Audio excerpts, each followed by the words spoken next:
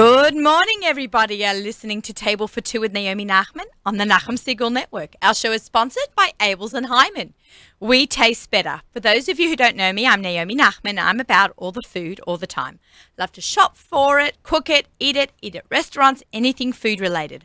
I'm a kosher personal chef. My business is called the Aussie Gourmet, and I give cooking classes. I cater for people for Shabbos, for Yom Tov, for Pesach, for Shavuos, small parties. Anytime you don't feel like cooking, you can give me a call. I hope you'll tune in every week to our show and hear about my cooking adventures, kosher food traveling, and sharing of great food ideas and recipes. But I'd like to hear about your experiences too. So email me, naomi@nachumsegal.com. You can join my fan page on Facebook also, the Aussie Gourmet. Follow me on Instagram, Twitter, Pinterest, and you can join my newsletter as well through my website. So share. There's a two-way conversation, so if you eat it, share it. I've just had a great show last week. I don't know if you guys caught up with it, but make sure you watch it as well as listen to it. We did a stunt for two. We combined the stunt show with Mark Zomick and Table for Two with me, yours truly, and we did it in Mark's backyard. We had a blast. The show was actually sponsored by Cedar Market out there in New Jersey, and we had a great time. So make sure you catch up on that. I want to give a shout out to a restaurant in Miami, which I didn't do last week. You know, as many of you know, I was down in Florida working for VIP Ram. I gave 18 cooking classes. I had the time of my life. It was amazing. Besides all the amazing food and the people, and the weather was fabulous. So you can actually see some of the photos of the food I took. I basically documented all the food there. So you can, you know, through my social media, Instagram, Twitter, Pinterest, and I also made some flipagram movies of the food. So you can find that through my social media, but check it out. It's very cool. While I was down there the night before Pesach, I was invited by 26 sushi and tapas to come there and have dinner with my family. They reached out to me. They invited us to come down and share my experiences with everybody. I just want to give it. It was amazing. The food, the ambience, the service. It's like nothing I've ever eaten before. And you all know I eat out a lot, but this was really something different. So if you're in the Miami area or you plan to go there, put 26 sushi and tapas on your list of places to go. I've got a very big breaking, exciting news. We have a lot of announcements at the beginning of today's show, but I'm going to be on QVC. So I'm really excited. It's actually going to be this coming Wednesday. I have not been on in about 3 years. I'll be selling rogalach. It's going to be between 4 and 6 p.m. So I don't know my exact 6 or 8 minute time slot that I'm going to be having, but I would love people to tune in and watch. You have a qvc.com, or you can go on, I guess, on your TV channels and watch it at home. And if you want to know the exact time, stay tuned to my Twitter or Instagram or Facebook page. And as soon as I find out the time slot that I'm going to be on, I'm going to share that with everyone. So please tune in and support me on QVC. Really appreciate it. Wow. Okay, I think I'm done with all my announcements today. That was pretty intense because it's been a while since I've just been me in the studio, me and ZK and my awesome guests. So I'm really excited to be back in the hot seat again. I've got a great lineup for today's show. I have Doug Soclof from KITCHN SYNCH and Naftali Hanau. Did I say it right? With my crazy accent, from Grow and Behold. I got this really great surprise on Monday morning. Miriam Wallach on Friday emailed me, what's my address? I thought, okay, she's got to send me something in the mail. And then lo and behold, Monday morning, I get a phone call from my kids. Mum, there's a box where they're running out to the school bus. Mum, there's a box downstairs. We put it in the hallway. We signed for it. Just, you know, go take a look what it is. I had no idea what they were talking about. And I go downstairs and there's this box called KITCHN SYNCH down there. And I'm like, oh, that was the best surprise ever. It was so nice that you sent this to me. So I'm like, okay, Doug, we got to talk. And here we are. And here we are in the studio Friday morning talking about what's in our KITCHN SYNCH box. Absolutely. Great to be here. Thank you for having me. Yeah, thank you. Thank you so much for coming on, ZK. I'm having a little trouble with my headphones. They keep going on and off. Should I take them off? No? I should just keep going. All right, we're all good. See what happens when I show up? Technical difficulties. Yeah, technical difficulties. But all good here at the studio on the Lower East Side. I know. I used to live down here. This was like my hood for 10 years. Yeah. You know, all the immigrants start off here, right? Absolutely. Yeah, so, you know, I came here as an immigrant, and here I am. Back, not living here, but working here. So. You obviously don't have a Lower East Side accent. No, I do not. It just, you know, the Hungarian accents have not rubbed off on the Hungarian community, you know, 40, 50, 60, 70 years after they left. So my Australian accent. I'm very hoarse this morning. Can you tell, ZK? I'm a little bit hoarser than usual. All that talking at Pesach, my voice has not come back yet. So let's talk about Kitchen Sink. Doug, you have been in the food industry for how many years now? 20? Over 20 years. Dougie's was started. Dougie's Barbecue was started over 20 years ago on the Upper West Side. I remember 72nd Street. Absolutely. The one and only. The one and only. And I remember standing outside, long lines, waiting to get into the restaurant. Or if any Australians would come, they would try to grab a table, a reservation the minute they could, because, you know, it was a landmark to see. Way back when no one used the word foodie, or a chef wasn't a chef of the status of today, and before Facebook. And you know, I always tell a funny story. Someone came up to me a couple of weeks ago and said, "What's the shtick with the paper on the table?" And I said, "What do you mean, what's the shtick?" I said, "Oh, it's for kids to color while they're waiting for their food and all that kind of stuff." And the guy's like, "Well, why do you need that in today's day and age when there's iPads and iPhones and kids are playing all the time on their handheld?" And it's just so interesting to see how diverse and different the industry has really, really become.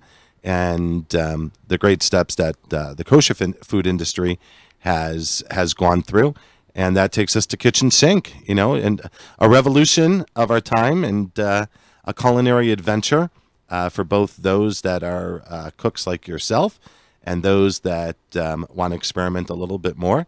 And we're very, very happy. We launched about 3 or 4 weeks ago, probably about 3 weeks before Pesach. Okay. And you got to experience it yesterday. It was unreal, and people like, what's Kitchen Sink? What is it? What are you doing? Like, you're a chef. What do you? People do, so let's break it down to what it is.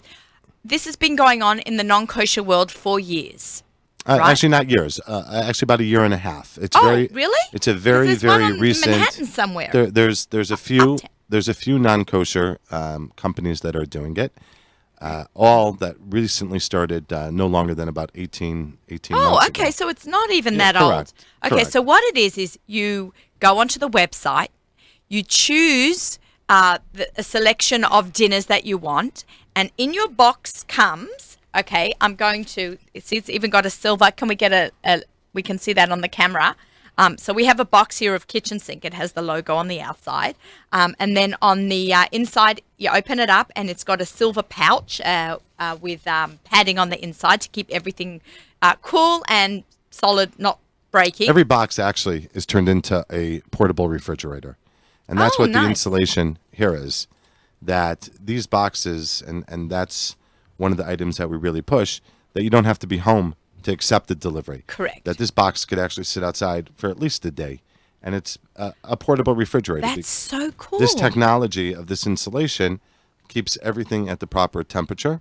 So the proteins, the meats, the chickens are down at the bottom, and then your produce and different elements of all the different recipes are included within the box. Okay. So that's fantastic because, you know, if one is traveling, correct, one could take, you know, you're going away for it. The summer's coming up. You're going away. You don't want to, you know, you don't know what's available out there. Correct. You just order a couple of dinners to take with you. Correct. And one point is that for us to build the confidence in the kosher consumer, much different than the non-kosher meal kit companies that are out there, they don't include every single item. So, for example, they don't include salt, pepper, olive oil. Every single one of our kits include every single thing, and that is for the reason, just what you said. If you're a kosher vacationer, a kosher traveler, and you want your box to arrive and meet you at your destination, all you'll need is to bring or go get aluminum pans, and you have every single thing that you need. That you will need. So what it is I just want to break it down because you and I have got an image in our head of what it is. Okay, you go online, you pick, say, I want meatballs and spaghetti. So inside your, or the meatballs and spaghetti dinner, it's called recipe number 109, meatballs with homemade sauce, spaghetti, garlic bread, and Caesar salad. You are actually making this, okay? Don't think that it's all going to come prepared. But what it is all the ingredients that you need is in the box. So I opened up my box, right? I had no idea what to expect, right? So I opened up my box and I pulled out all the ingredients, and then I had to figure out. So it came with 2 recipes. It also came with a pretzel chicken fingers. This was unreal. Excellent. Even my kids who don't eat schnitzel love this. Excellent. With maple dipping, charred edamame, purple cabbage, and rice noodle salad. Okay, so I took everything out, and I saw that I'm going to hold up to the camera for those of you who are watching on NachumSegal.com this morning, or want to go to watch our show afterwards. You can go onto our YouTube channel on Nachum Segal Net, and you can find today's show. So you will find 1 egg, a quarter of a cup of flour, the package of chicken, 1 tablespoon of Dijon mustard. They were all in little containers, all prepared. The egg, oh, do we have the egg? I'd like to show how the egg is stored.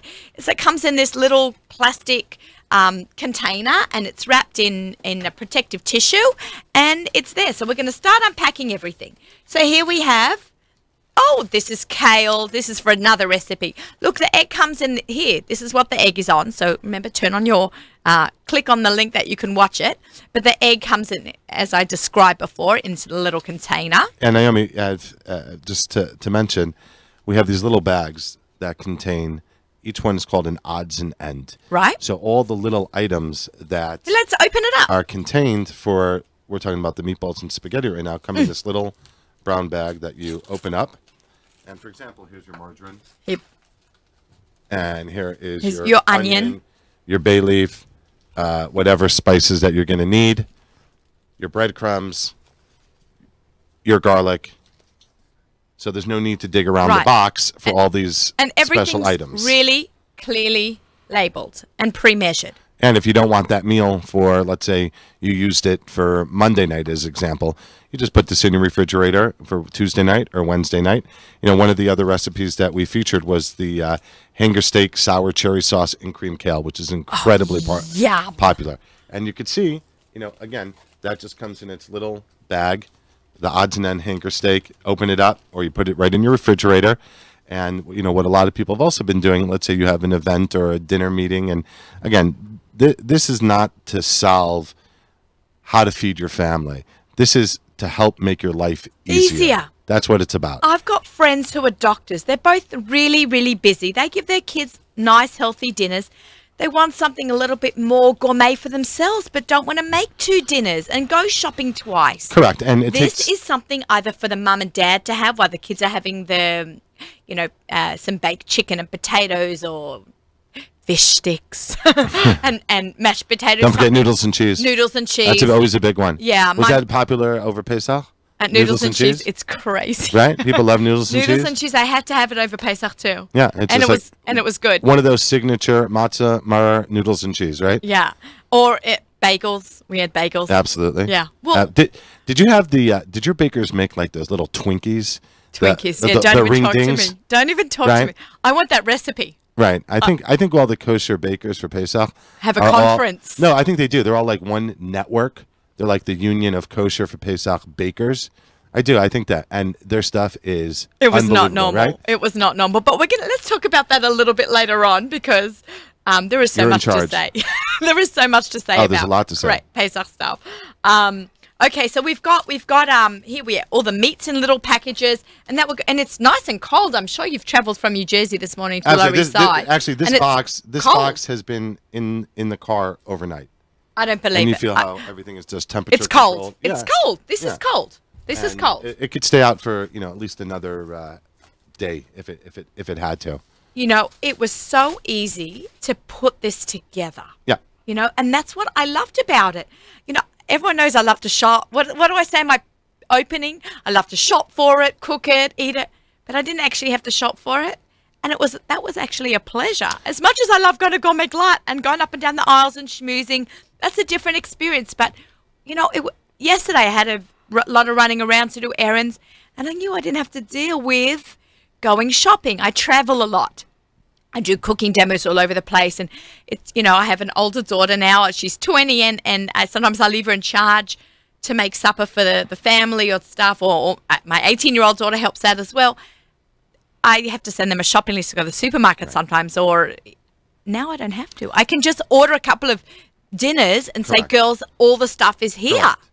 Correct. And even more than that, whether it's the shopping, it's also the thinking of, you know, that you have 3 dinners for the week, healthy alternatives that even if you're running late, you don't need to go put the fish sticks in or the chicken nuggets, and you have a very healthy alternative for your family to eat. Can I just tell you, and I'm telling you this person to person, parent to parent, chef to chef, your portions are really generous. Yes. Can yes. you said it was for 2, and it was definitely enough for 4.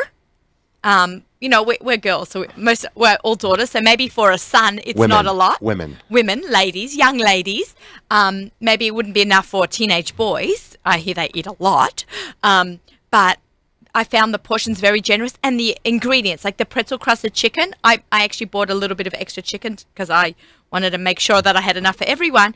And there was more ingredients than chicken. It was great. I love that. You were so generous. The one thing that I tell everybody, especially in the research when we were putting this company together, is, you know, we have over 20 years of great knowledge of the kosher food industry. Right. And we know what the kosher consumer is looking for, and we know how to source it accordingly to bring the best ingredients, whether it's the best meats and chickens, veal, ground lamb. There was a delicious lamb recipe that we did this week also. The chicken tacos with pagiot. I think Stacy got that one. Yes, and you know, also the different vegetables. I saw last night on Facebook on Elon Kornblum's site. Someone was talking about ramps. Ramps is a vegetable that has a very short season. It's about only 3 or 4 weeks. Okay, I don't even know what that is. Yeah, it's a delicious vegetable. And someone posted on his site, oh, what chefs are out there that are going to be using ramps because they're really just in season now, very short. And I meant to respond, I'm like, that's on our menu for next week. So we're also very on the cutting edge of the food trend and the foodie trend of knowing what's popular, what's coming into season, and integrating that into our menus. People love the whole seasonal vegetable stuff. Oh, absolutely. You know, we the first week that we opened, we did a umami burger. Now, umami is a very popular Japanese spice, and it's been a very big trend in the non-kosher world. Yes. And we introduced that. And the next day, ironically, that was featured on Fox 5 News, the whole umami trend. Sunchokes. A lot of people have not, the kosher consumer has not been introduced to sunchokes. Sunchokes is a great vegetable. It's not a carb. And we had that, and the next day, one of the online magazines were talking about, how sunchoke is the new vegetable of the season. I think it was Goodbye Kale, Hello Sunchokes. Oh, nice. Yeah. Something a little different. Yeah, so there's a lot of great stuff going on, and that's also our concept. Not only just, synchronizing your life, making your life easier, is also introducing different things and different items that the kosher consumer has not really been able to have access to or the knowledge about it. Right. It's so affordable. Yes. And so easy for everybody to do. And even though you said that you had extra product, the concept also is for people to try new things without having to go to the supermarket and end up buying extra product to try something. You have enough to try and enough for your family to enjoy, and without the waste. And that's also a very, very big factor in this meal kit concept. And of course, everything is glatt kosher under Chav K supervision. Okay, yeah, that was one of my next questions. Yeah. Chav K, glatt kosher, and Chav K is one of the highest standards, national kosher supervisions. Are the vegetables checked, or one has to check the vegetables? One has to go and check their vegetables, how they hold, whatever their comfort level is up to the individual in their home. And, that allows us to use a lot of different types of vegetables and a lot of unique vegetables We're actually working on something right now that is going through the research department at the Chavke on a vegetable that has never been seen before in the kosher industry. And can't tell you yet. It's a secret. Maybe, can you reveal it on Table for Two? Maybe we will. But there's so many great things that are out there that we're looking to utilize. And again, whether you're a cook, a chef, you're a beginner, you're someone who's just starting to get married or start a family. It's a great impress your. You could do date night with this. There's a lot of different directions. You want to woo a man or a woman, and you're not so sure how to cook, but you want to cook a meal or a romantic date, and you're overwhelmed by the shopping that needs to be done. It's like going to online restaurant. Click what you want, and then it's sent to your house. The next day, you have to do this the day before. Orders need to be in the following Thursday for a Monday morning free delivery. Okay, and it just say it's Tuesday and somebody wants it for Thursday or for Shabbos. It would have to come for Monday, but there's a lot of different unique things that we're working on right now. We're just trying to build the weekday business. Okay, I love that. And then we're going to be branching out to a lot of different concepts and a lot of different unique approaches. Different events and different boxes, different collaborations with great chefs of the kosher world and of the non-kosher nice collaborations. I like that. Yes, and there's just a lot of great, exciting things. But first, we have to get people over the learning curve on what a meal kit is. On what it is. People just don't know. All over my Instagram, like, what is this? What is it? Oh, I love this.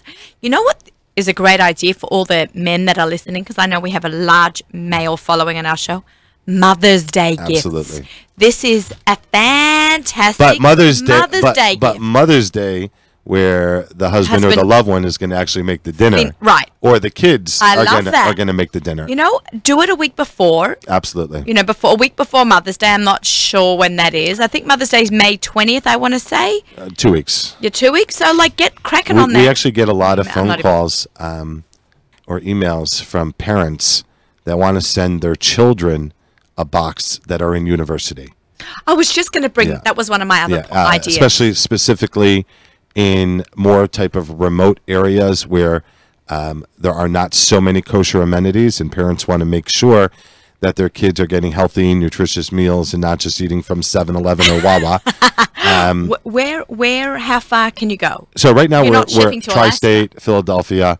We're going to branch out very, very soon to Baltimore, Washington, Silver Spring, Virginia, Boston, hopefully Florida in the next couple of months, working on the West Coast.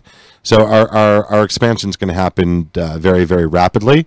And, there's been situations where people have called in and asked us to ship right now to elderly parents in Florida. Right. That's it. I get a lot of phone calls from people like, my parents live in Brooklyn and they're elderly. Can you cook for them? Correct. I can't always do it, but this is a great alternative. We've done quite a bit, considering we've only been doing this for 3 or 4 weeks. It's unreal. But accommodating a lot of special requests and special needs, and people should have the comfort level of reaching out to us via email or our phone number. And do you want to give that out and follow them on Facebook and Instagram? Absolutely. Tag your pictures. All social media channels, and the best email address to use is Evo. EVOO. Exactly, and I like that. That's funny. And you know what Evo stands for? Extra virgin olive oil. Correct. So there's actually a whole story to Evo way before Evo stood for extra virgin olive oil, which was a family story of mine, but that's for another time. You'll have to come back.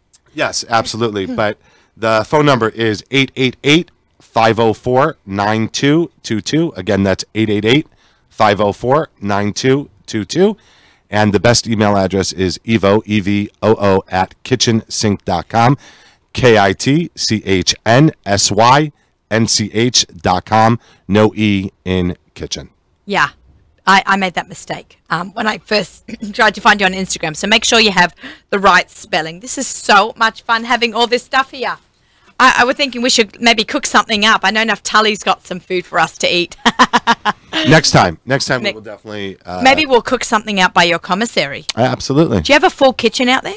We have a test kitchen, and our test kitchen is where we do all our photo shoots. How fun! And every single recipe, we have an incredible we're very blessed to have an incredible culinary director who has come to us with an enormous amount of knowledge of the food industry, one of the premier hospitality professionals in the country.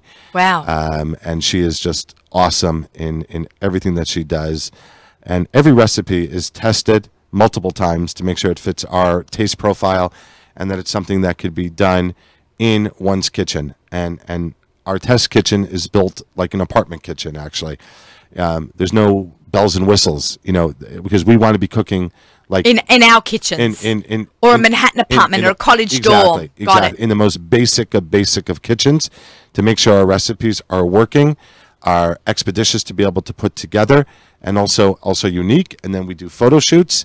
Every single image, every single step by step. It's so easy. Of the back direction, the front of the card. Those are all our own shots. Nothing is images or internet shots. Everything is of our collaterals, and we spend a great deal of time and research going through this in order to give the experience to our guests. From the first thought of this first thought that came into your head, the first light bulb for this idea till say today, how long was that? Over 14 months. 14 months. I was here probably about 9 months ago, with a conversation both with Nachum and Miriam, just brainstorming on different ways. It was about 9 months ago, and then I started a few months ago, and there were a lot of obstacles and hurdles to get over in order to get this box put together. And we're incredibly proud. You should be. Yeah. It's phenomenal. Yeah. And I really urge, like, treat yourself. It's not expensive. Correct. People would think, oh my God, I don't want to talk price point on the air. Like, people would do there unless you want to. It's that good. We don't need to. It speaks for itself. Right, ZK? We need to cook enough. ZK, you paying food. attention here? Okay, I'm just making sure. He's making sure we sound phenomenal. He's got to turn up my... ZK's the best. Love him. Love him. So, you know, whether you know, you want to do this for yourself, your mom, your kids, your husband, I think this is a phenomenal thing to have. Just do it. You know, women out there who are working, do this for yourself. This was a treat. And everyone knows I love to cook. I love cooking. I love shopping. But it was an absolute pleasure to go home. And that's what the concept is. It's about making your life easier, to give you more time to deal with other things that you have going on in your busy life. And as I tell everybody, you know, we did it once with Dougie's Barbecue, and we're going to do it again with Kitchen Sink. I love it. Can I just are you still involved with the sauces? A little bit, yeah. I love the wing sauce. Yeah, sorry, I use the Pesach version all the time. Did you take Pesach sauce with you down to Florida? No. Oh, come on, Naomi. Nah, Jeremy and Simon took care of all the buying. I didn't have to worry. I just came and we did our classes. I heard you were phenomenal, by the way. Thank you. I told you I knew people down there. I had the time of my life. Did you see Donald Trump? A lot of people did. One of my little daughters got really excited when she heard he was there. But his name is everywhere. She goes, "Where's Donald Trump?" So every time she'd see a picture of him, she's like, "That's Donald." But people did see him. I really was on the. I was probably giving a cooking demo when he appeared. But it's a beautiful place, the Doral. Gorgeous. Really nice place. I told you, I've been there for many Pesachs. It's a beautiful place. Yeah, and you had a good Pesach? Awesome. It was, I think like I told you after we spoke, called it the perfect Pesach. Thank God. It really worked out great. And Doug has a Pesach program in Waldorf in Orlando that I work for a gentleman by the name of Alan Berger. And we had almost 1,200 of our nearest and dearest. I love it. And our good friends at Main Event Caterers, who did a phenomenal Yay, job. Bodners. Yep, absolutely. And Eddie, the third partner. Okay, Eddie I don't know. I only know Joey and Ruthie. Joey, Marty, Eddie. Or as Joey says, it's Joey, Eddie, Marty. Always put Eddie in the middle. Yeah, and a big shout out to Ruthie and to Joey. And they're big followers and big fans of Kitchen Sink. Yeah, Ruthie's been... Well, you know, Ruthie's like the Jewish Martha Stewart. Yeah. She's like the, behind the scenes Jewish Martha Stewart. She was great. We've been tagging each other on your posts about Kitchen Sink. Absolutely. So, it's all good. Yeah. So thank you so much. Thank you. And as we say always, order up and let's go. Okay, I like that. Thank you so much for joining us. ZK, always a pleasure. Will you come back again? Yeah, just tell me when. I'll be here with my box. Okay, are we going parv? People want to know parv and vegetarian. Not yet. But soon. Yeah, and there's multiple reasons for that. And right now we're very focused on just getting one line up and running. One line up and running. And as I said, stay tuned for great announcements coming in the very near future. Okay, find them on Facebook, Instagram, right? Social media channel, Twitter. Twitter. Or just search us on Google. Google, right? People have heard of Google, right? A little bit. A little bit, right? It's all good. All right. Order up. You. Let's go. Thank you so much for having me. Thank you so much. Okay. That was Doug Soclof of Dougie's fame and now Kitchen Sink. Wow. He's left us a nice big box of kitchen sink products. That means I don't have to make dinner again tonight. Yay, because Dougie's the best. Okay, Doug, thank you very much. I'm going to just slide this back. I'm going to ask Naftali to scooch over a seat. Well, what a great show. We've been all about the meat the last couple of weeks because between the stunt for two and this show this week, 2 back-to-back shows all about meat. That's perfect for you. I love it. Welcome, Naftali. Thank you so much. Thanks for having me, Naomi. We've been talking about this for a while. Like whenever we meet up, we're like, we've got to get on the show. And then you emailed me. I'm like, perfect. Well, this week we're going to have you on. And I'm a big fan. Bye. Thank you. I'm a big fan of your product. We haven't had too much one-on-one time to schmooze. I've read all about you through the Joy of Kosher magazine. You're friends with my friends Shifra and Shlomi Klein. Yeah, we had them for a great meal on Pesach, actually. Oh, really? Yep, they're our neighbors as well. I would love to have been there. It was fun. That must have been a great meal. So let's talk. Naftali is from Grow and Behold. What is Grow and Behold? So I'm going to ask you, what is Grow and Behold? So Grow and Behold Foods, we produce kosher pasture-raised meat. What does pasture-raised meat mean? Because a lot of our listeners do not know. So it's anything but pasteurized. It's not pasteurized. Pasteurized means cooked. Our meat is pastured, raised outdoors on grass. Like pasture. Pasture, like cows eating grass. Exactly. So all of our animals are raised outdoors. They spend the majority of their lives on pasture, eating grass, eating natural diets. They don't get any antibiotics. They don't get any hormones. As opposed to other meats that are, give us the example of. So most meat in America and most of the developed world is raised in conventional feedlots or large-scale feeding operations where animals are generally confined in smaller spaces and fed custom mixes of generally mostly grains because that allows them to gain weight quickly and efficiently from a straight, money perspective. You feed animals lots of grain, give them antibiotics and in some cases hormones to speed their growth, and you can grow meat faster and then make more money.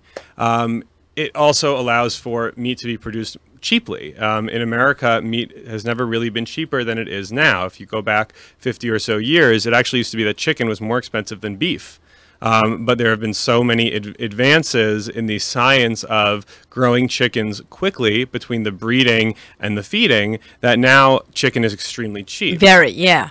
So our animals are raised really the old-fashioned way, if you will. Well, it's both old and new because there is a lot of research as well into what are the best ways to grow animals outdoors on pasture, just with the science that's available today.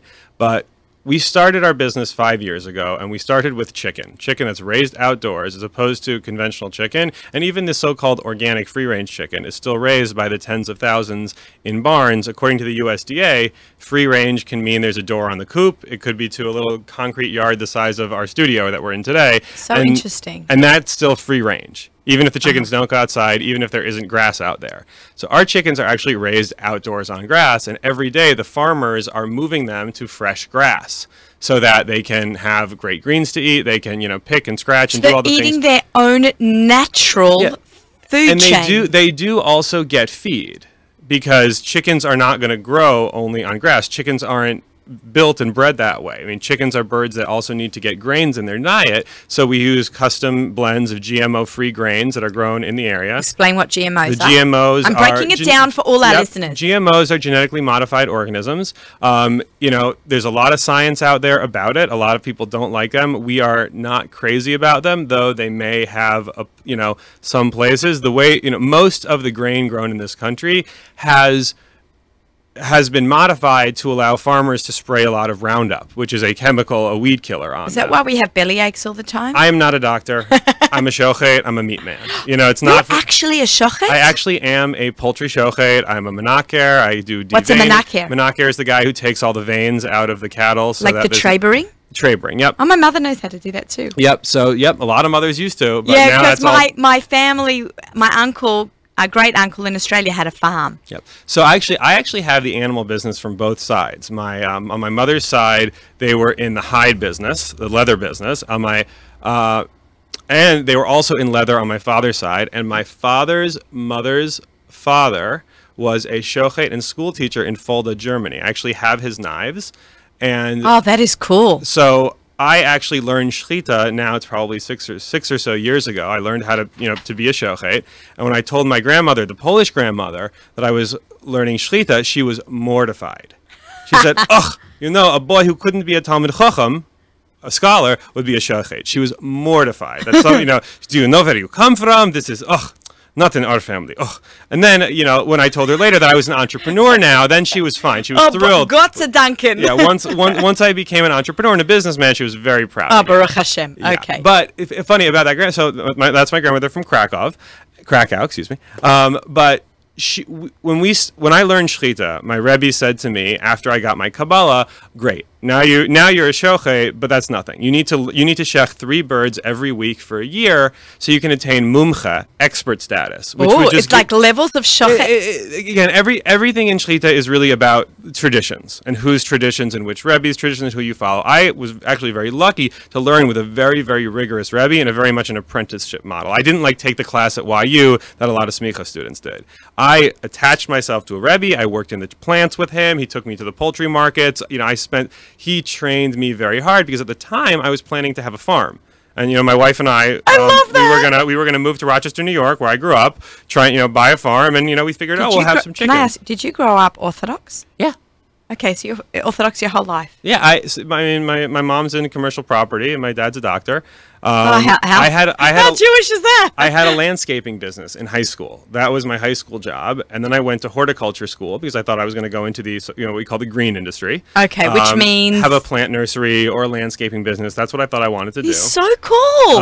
And then that is funny because that's not what most Jewish mothers I say love that. when you say that you want to be in the horticulture field. That's great. I love out of the box. And then I did this great program called the Adama Fellowship, which is at the Isabella Friedman Jewish Retreat Center in Connecticut. Oh, it's a Jewish. I just learned about that. It's a great place. I brought some of their sauerkraut here with me today. They've got a farm. They make pickles and sauerkraut. We can eat that. Yeah, is it absolutely. The sauerkraut is not fleshig now, but it goes great with the fleshig pastrami. Oh wow! But so, I have to do a... how do we even get here? I'm sorry. Can I just pause for 1 second? I want to do a station break. This is table no problem. This is so much great conversation. This is Table for Two with Naomi Nachman on the Nachum Segal Network. Our show is sponsored by Abels and Hyman. We are also heard on Arutz Sheva English Radio. I'm sitting here in the studio with Naftali Hanau. We are having a ball talking about meat. We just had Doug Soclof from Kitchen Sink. We unpacked a box of great ingredients, and now we're continuing our conversation with Naftali. We have to get in a What's for Dinner segment as well, so I'm really excited because we're going to talk about some of the meat, not that meat, your meat, wherever it is, it's on the other side. My meat's not packaged. I actually brought you stuff out of my fridge. He bought me real food. So let me finish the story, though. Yeah, absolutely. Let's go back to our story. We thought we were gonna be organic vegetable farmers. That was the day after our wedding. I grow tomatoes. Nothing tastes better than when you grow it yourself. Yeah. But the day after our wedding, we actually went and looked at a farm on the Erie Canal, 20 minutes from the suburb where I grew up. The farmer wanted way more money than it was worth, and it didn't work out, thank God. But the idea was I learned shlita so that when we had a farm, I wasn't going to fly a shochet in from New York to shech the 100 chickens. I'll shech the chickens on the farm, right? So how do I do that? Learn shlita. Simple, right? No. For those of you who are not who are listening, not watching, I don't look like most shochtim in the industry. No. I trim my beard. I don't have very long payas. I am, in fact, not a chassid. I am not ultra-Orthodox. I am an Orthodox guy who goes to an OU shul in Brooklyn. So I had to work very hard to get into this world. But at the end, I learned shlita. And as we realized that, I'll ask you anyway, how many Jewish farmers do you know who send their kids to day school and buy kosher food and walk to shul? Yeah, I'm completely fascinated by this guy. Completely fascinated. So we realized that wasn't necessarily gonna happen. And as we were, and the day after, not the day, it was probably about a week after I got my Kabbalah, my license to shecht poultry, I got a package in the mail of big knives, of 18-inch knives. Where do you get the certification from? New York City? No. From a rabbi. I got it from one of the rabbis at one of the major kosher organizations. Okay. He examined me on Friday afternoon. I shechted 3 chickens on the street in Crown Heights before Shabbos. Oh, no. Had my knives checked before and after by this rabbi. What is it called? A chalaf or something? A chalaf, yeah. A chalaf. So I had my chalaf checked by, the rabbi, and it was good. The chickens, the shchitas were good. Why did he check the knives? I'm sorry, I'm just asking questions that my listeners are asking. That's a great question. So, having him check the knife before the shchita is a matter of respect. When you have a rabbi who's an authority in this, I'm not going to be so bold as to check my own knife and say it's kosher. Let him check my chalafim to see that my knives are looking for? He's making sure there's no nicks. And that they're sharp, so that the shechita is going to be kosher. And then afterwards, you want to check your knife, because if you shechted, if you made an incorrect cut, or if you went too far and you nicked a bone in the chicken's neck, which you shouldn't do when you make a good shechita, but if you do that, it could nick the blade, and it could mean that your shechita was not kosher. So you check before and you check after. Okay, what that means the chicken's not kosher. That would mean so then you drop it off in a non-kosher butcher shop.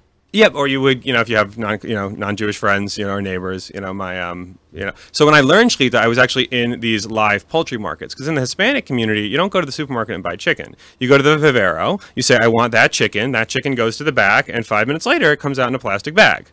And it goes in alive, and it comes out in a plastic bag. So I would find these, because my Rebbe said to me, you need to go, he showed me the mechanics and said, okay, I don't want to see you until you've shechted 400 chickens. So I had to go find these viveros that would let me stand in the back all day and just practice. When people ordered chicken, I would shech them. So they were technically maybe getting kosher chickens? Yeah, I mean, I was not, because I was just a trainee, certified. They were not kosher chickens, and these people were not interested in kosher chicken. They were, just needed chicken. But that's how I learned. But anyway, so as we were realizing that farming wasn't going to pan out, this wasn't, a job that was going to give us the kind of Jewish observant lifestyle and community we wanted, we also saw a big hole in the kosher market for good meat that's properly raised without the antibiotics and hormones on pasture. I had been working on farms, learning how to farm, because that's what we thought we wanted to do. And I was surrounded by all these animals that looked so happy.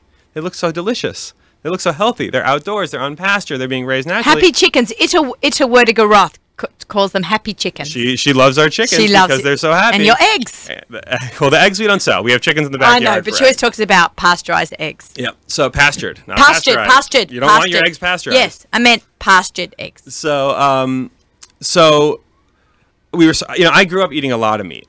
I was around the corner from the kosher butcher.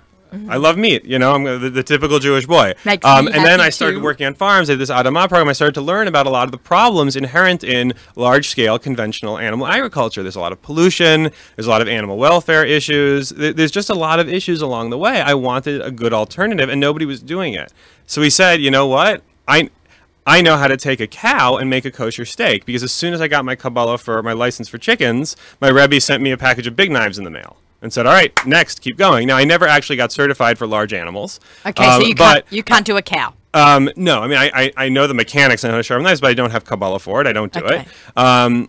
But I worked in butcher shops and slaughterhouses all over the country. I learned how to do the deveining and all of that stuff. And as the farming thing was, as we were realizing that farming wasn't going to pan out, we said, hey, I know how to take a cow and make a kosher steak. Nobody's doing this right. And that's how Grow and Behold was born. So we started by selling chickens, and that first summer where I had to check those 3 chickens a week. So I found a guy who was raising pasture chickens the way we now raise our chickens, and we would work out a deal where he brought his chickens for shechita every Thursday, or he did his processing. He did it on farm every Thursday, but he would leave 3 chickens for me, and he would leave them in the little chicken transport coop, in this one spot, and I would go and I would leave him the money, and I would pick up the chickens, drive them back to the farm where I was working, and my wife and I would check them. I would check them, and she would help me clean them, and we would have chicken every Shabbos, plucking the whole 9 yards. I'm like a little speechless. I served my grandmother, Sarah Rosen, Segal Livracha, and I served her this pastured chicken, and she goes, "Oh, it tastes like spring chicken. I haven't had it since I was a child in Poland." And you do that accent really well. Well, I know my Savta. I heard that accent a lot. It wasn't always directed so nicely at me sometimes. Naughty boy. But so we actually named the line of chicken after her. It's called Sarah's Spring Chicken. Oh, that's so nice. You know, this chicken tastes like chicken used to taste. It's got a ton of flavor. It's actually harder to dry out. It's more expensive. All of our meats are somewhat more expensive because you really get what you pay for in everything in this world, but particularly with food. But it's got the flavor, it doesn't dry out, and it's really incredible. And then, so the first year we started selling chicken, we added beef a year later, the following year lamb, turkey got added somewhere in there. So who's doing your other lines? You're outsourcing it to No, so someone? we're not vertically integrated. Like, we don't own the farms. Right. But we have farmers who are growing meat specifically for us to our standards. Yeah. It's really all over kind of the eastern seaboard. Everything is a day's drive from the New York area. Some places, you know, now Locally in Virginia. grown. Yeah, I mean, it really is. And everything, you know, all the animals are raised within generally 100 miles of the slaughterhouses that we work with, and sometimes a little bit more. But everything is short distances to minimize the time that the animals are in transit, minimizing the carbon footprint. So we have farmers who grow to our standards. I visit them unannounced just to make sure everything is, you know, up and everything's the way it should be. And we work with a couple of slaughterhouses, places that I actually trained in and studied in. So I know all of our shochtim, and we work with those places to slaughter our meat. We actually run our own butcher shop now. We actually have our own operation where we're doing all of the red meat processing. We cut it, we package it, we get it up to the New York area, and then we ship the stuff nationwide. I mean, you can get our product in all 50 states. Yeah, I mean, I'm sure everybody on our show is dying to buy this meat now because, besides my mouth is watering from the thought of really high-end meat. It's the best. Okay, so I believe you have a coupon code for our table for two you folks. can find our stuff at growandbehold.com. It's growandbehold.com, all spelled out. Or you can call us. It's 888-790-5781. And the coupon code is table42. It's the number 4 and the letters TWO. Table 4 TWO. TABLE number 4 TWO, and that's $15 off $100 order. Yep. So it's for new customers. And free delivery. So it's free delivery in the New York area. Depends. There's minimums. I think in the 5 towns it's a $150 order. In Manhattan it's a $10 delivery. We deliver in Teaneck. We deliver all over the New York area. We also go to Philadelphia every 2 weeks, and we drop off at a bunch of different either shuls or schools. We ship with FedEx nationwide. We can get our product down to Miami. We can get it to Los Angeles. We ship to Hawaii and Alaska for people who are I've got friends in Hawaii and Alaska that would love this. We can get them the best kosher meat they've ever had.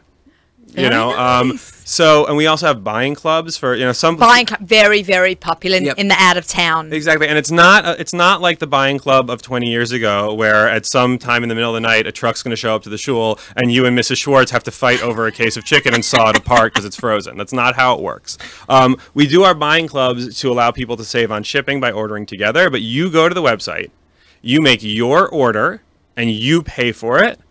Everything gets delivered to the shul or the person, whoever's and everyone picks it up from there. But everybody's order is individually packed. You just have to go pick up your order. You're not fighting with Mrs. Schwartz over, you know, that case of chicken and she gets the bigger ones or you get the smaller ones. It's everybody's order is individually set. The buying clubs are not for people in the New York area. Don't don't be confused. And, you know, if you live in Woodmere, email us and say, oh, I want to start setting up a buying club. If you live in Woodmere, we're just going to deliver to your door on Wednesdays. You know, you can just order online on our website, and depending on where you live, you're going to choose the delivery or shipping method that's appropriate. I want duck breasts. We have duck breasts. We were breasts. talking about it before with Miriam. I want duck breasts. Our duck is incredible, actually. Yeah? You're going to have to send me some duck. Our duck is not, you got it. Our duck is not greasy. But I like a fatty duck. I didn't say it's not fatty. It's just not greasy. I said it's not greasy. And the difference is? It doesn't have that kind of rancid, greasy taste that unfortunately so many people have come to associate with kosher duck. Oh, so interesting. The fat is really clean. It's a beautiful golden color. It's got an amazing, clean, fresh taste. And we've got all the different duck parts. You can buy a whole duck, but you can also buy just the legs or just the breasts, even wings, necks. You know, I actually like the whole duck because I use every part of the duck. Bones for soup, bottoms for egg rolls, tops for seared duck breasts. The fat goes into matzo balls or on top of roasted potatoes. I mean, that duck fat is like gold. Gold. But one of the things I was really excited about is our veal. Yeah, now tell me, that's new, right? That is brand new. So we just launched this line of veal on Sunday. Wow. Yeah, exactly. Really? Like 5 days ago, like this past Sunday. No, 2 weeks ago. 2 weeks ago. 2 weeks ago. Yeah. So we just launched it. And we've been looking for veal for 5 years since we started this business. What do you mean looking? Because you were looking just for the right company, just for the right farm. Our animals are raised outdoors. They have to be able to express their natural behaviors. They have to be able to, live a natural life. No medications, no antibiotics, none of those growth-enhancing hormones. And unfortunately, veal in this country is not generally produced to our standards. Veal is generally produced. Is that why people don't like to eat veal? There are some people who don't like to eat veal. Veal is generally raised in confinement, often in individual crates. They're kind of force-fed a special feed blend. They're given a lot of medications to keep them healthy. They're in dark barns. It's not a nice life for a veal. Now, granted, the alternative for these young boy cows is, and I hate to put it so bluntly, but the alternative is, for them to be basically killed after birth, because veal is a byproduct of the dairy industry. If you drink milk, you're part of the veal industry, because for cows to make milk, they have to be bred. They have to get pregnant and have an offspring. Otherwise, they're not going to make milk. Otherwise, we won't have cheese. Yep, there's no cheese, there's no milk. So, statistically speaking, half of those offspring are boys, and boys are not so useful in the dairy industry. You need a few for breeding, but you don't need all of them. So that's really what veal is. Veal is where the dairy cows go, but we are a company with a set of values that our customers demand and that we demand for ourselves. We are not going to do conventional veal, which is not something we can stand behind. It's not something our customers want. So, but raising veal outdoors on pasture the way we do it's not simple. It's not, so-called economic. It takes resources. You've got to leave the cow with the mother. The young calf is with the mother drinking the milk. So you can't sell the milk in the dairy. That's expensive. So, but our veal, they're born, they're with their mother, they're on the pasture, they're naturally, they're just living the life. They're nursing from the mother and they're learning how to eat the pasture. And then around 4 to 6 months, they naturally wean themselves. They just stop drinking milk because they're big enough and they're getting enough nutrition from the grass. And then around 6 or 7 months, they actually do get separated from the rest of the herd because the females that we're going to keep for breeding stock, because they got the right genetics or, whatever we're selecting for, those get moved to one place as far away from the bulls as possible because they don't get bred. They're still too young. They get bred the following year.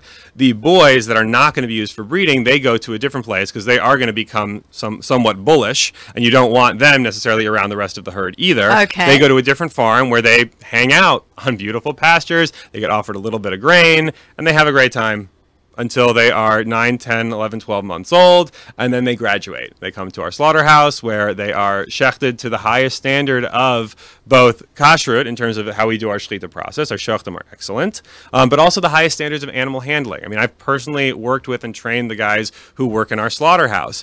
There's no cattle prods. They use these shaker paddles with different colored paddles with they're not seeds. They're like little plastic pellets in them. So they shake, and that's how you direct the cattle down in the right direction. I watched a couple of movies because you should know what you're doing. You should know what you're eating. So I watched Food Inc. All about cows and grains and corn and how it's all bred. And then I also watched Temple Grandin. Yeah, that's a great one. I thought that was great. It's with Academy Award winner, and she also won an Emmy for that award, for that show. What was her name? Completely drawing a blank. Claire, was it Claire Danes? I always mix her up with someone else. It was somebody very blonde. Yes, I think it was Claire Danes. It was a wonderful movie. It was amazing. It shows how she did not want the animals to have disrespect in their life, and how she came up with a humane system in the non-Jewish, non-kosher market. And she's done a lot. It was automatic to be humane. Well, she's done a lot of work in kasher because look, shlita itself is very elegant and can be done very, very well.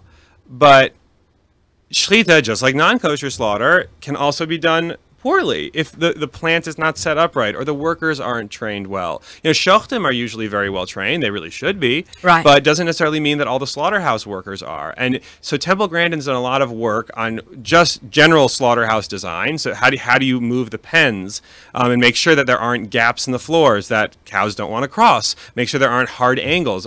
A steer is not going to make a right turn willingly. They can't see where they're going. But if you have a wide angle, they will walk in circles all day because they can see where they're going. She came up with this. She's come up with all the stuff. So we use her recommendations in terms of general design and handling. Have you ever met her? I have not. I have emailed with her. I've corresponded, Oh, that's but so I've never cool. met her in person. Oh, wow. Let me just take a little break here. We have to pause for our What's for Dinner segment. Great. We could do this for like 2-3 hours. I find this so fascinating. What is for dinner? What is for dinner? So every week I do a segment called What's for Dinner. It's sponsored by Gourmet Glatt. Thank you to them for their continued support. We got a live show. Oh my gosh, ZK, we have a live show there next week. I'm really excited about that, so make sure you tune in. You can hear more about it through our promos and our social media blasts. So What's for Dinner is this week, this is what my to-go-to when I don't have everything from kitchen sink and I have to run to Gourmet Glatt and I need something to make very fast. This is really one of the quickest and easiest meat recipes that I've done. I take 2 pounds of chopped meat. You can use ground turkey, a mixture of white and dark turkey that's ground up together. You can buy them packaged up, or 2 pounds of beef. I saute that. I just brown it basically in a saute pan with no oil, nothing. Just I'm using the own natural fat of the meat to cook it down. It takes about 7 minutes.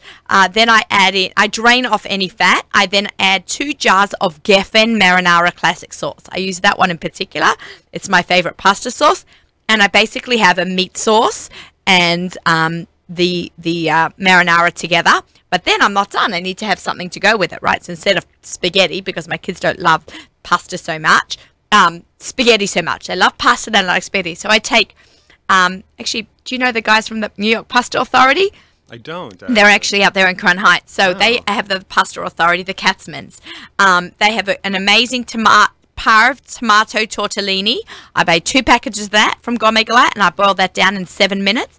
And then I add the boiled tortellini into the marinara sauce and the meat. So it becomes this one pot wonder and it is absolutely delicious. And I'm sure you can also use, instead of your local supermarkets, you can also get some amazing meats from Grow and Behold. Have it in your freezer if you're out of town and you don't, can't run to Gourmet Glatt, or if you do want to ship it to you tomorrow. You can ship it to you tomorrow. So it's a really quick and easy dinner, and I just serve that with a side salad, tomato, lettuce, and cucumbers. That's my to-go-to salad. So this is one of those dinners that you just can put together very quickly. So thank you, Gourmet Glatt, for our What's for Dinner segment. Okay, Naftali, we got a couple of minutes left of our show. So funny about on that dinner segment. So one of the things we actually sell. So we make 6 different kinds of beef sausage: kielbasa, bratwurst, sweet Italian, mild you make them chorizo, yourself? spicy chorizo. We make them at a plant. I mean, we don't make them in my kitchen. Okay. We develop In your the plant? We develop the recipes in my kitchen. But Cool. I want to come to one of those meetings. But we also sell 3 of our sausages in a raw mix. So it's not a cooked sausage link. It's just like a pound of ground meat that's already spiced. So it makes a great base for your pasta sauces or meatloaf. Oh, that's very It's nice. our sweet Italian sausage. You can mix 1 pound of the Italian sausage with a pound of ground beef or a pound of ground veal, and it's going to add a lot of flavor to your meatloaf. It's actually a lot of fun. Oh, I like that. It's a nice little quick, easy dinner. And a nice glass of red wine to go Yes, with that. always red wine. With Always a good nice glass of heavy, wine. nice rich red wine to go with a heavy meat sauce. Okay, this has been fantastic.